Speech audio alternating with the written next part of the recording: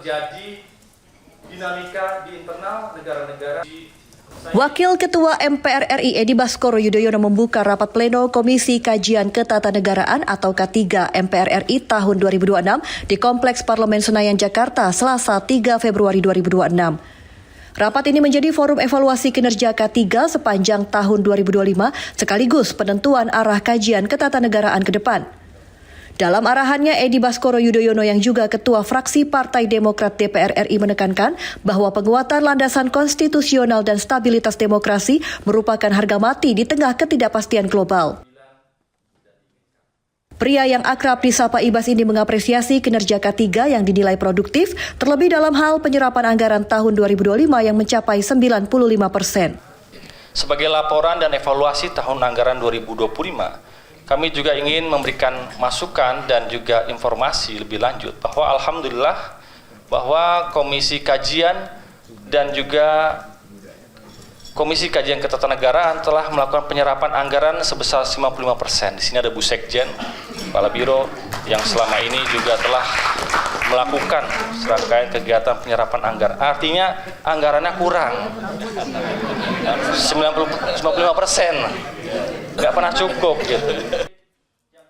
Ibas menilai tingginya serapan anggaran menunjukkan keseriusan K3 dalam menjalankan fungsi kajian dan memberikan penguatan kelembagaan MPR RI.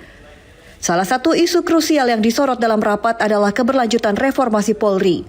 Ibas menegaskan sejalan dengan pembahasan di DPR RI, reformasi Polri harus terus dilanjutkan agar institusi kepolisian semakin profesional dan humanis serta tetap berada dalam sistem ketatanegaraan. Karena itu, putusan dan kesepakatan yang dilakukan oleh teman-teman di DPR RI juga mendorong agar Polri harus tetap menjadi lembaga yang profesional, yang humanis, dan tetap di bawah naungan Bapak Presiden Republik Indonesia. Pimpinan K3, Bapak Ibu yang saya hormati. Selain reformasi Polri, Ibas juga menyampaikan progres pokok-pokok haluan negara atau PPHN. Dokumen PPHN telah diserahkan kepada Presiden dan saat ini masih dalam tahap pelajaran sebelum dilakukan koordinasi lanjutan. Evaluasi dan informasi lanjutan terkait dengan pokok-pokok haluan negara atau PPHN sudah tuntas, sudah diserahkan kepada pimpinan MPR RI dan sudah kami sampaikan langsung di hadapan Bapak Presiden.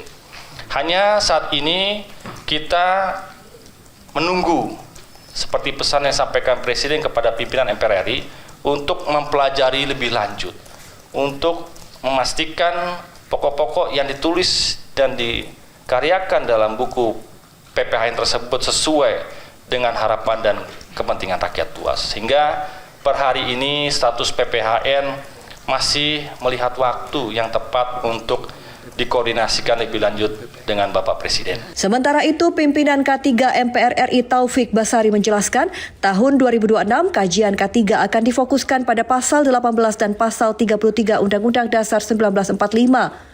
Kajian ini menyentuh isu pemerintahan daerah, pilkada, demokrasi ekonomi, hingga keadilan dalam pengelolaan sumber daya alam.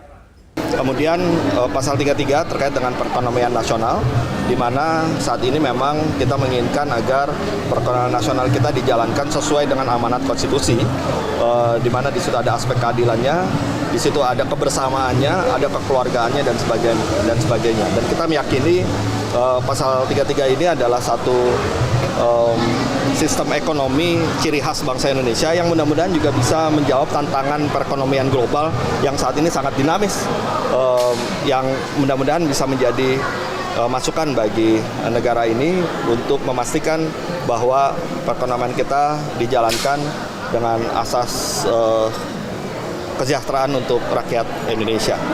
Dan kita juga akan mengkaji tap-tap MPR yang berkaitan dengan pasal-pasal tersebut, yaitu tap MPR tentang otonomi daerah, tentang demokrasi ekonomi, ya, yang juga akan kita lihat ya terkait dengan pembaharuan agraria dan pengelolaan sumber daya alam. Taufik menegaskan seluruh kajian K3 akan berpijak pada prinsip negara hukum, demokrasi, perlindungan hak asasi manusia, dan keadilan sosial. Hasil kajian tersebut akan didokumentasikan dan disampaikan kepada para pemangku kepentingan sebagai bahan pertimbangan kebijakan nasional. Restu Wulandari, Ade Chandra, Berita Nasional TV. Undang-undang Pemilu.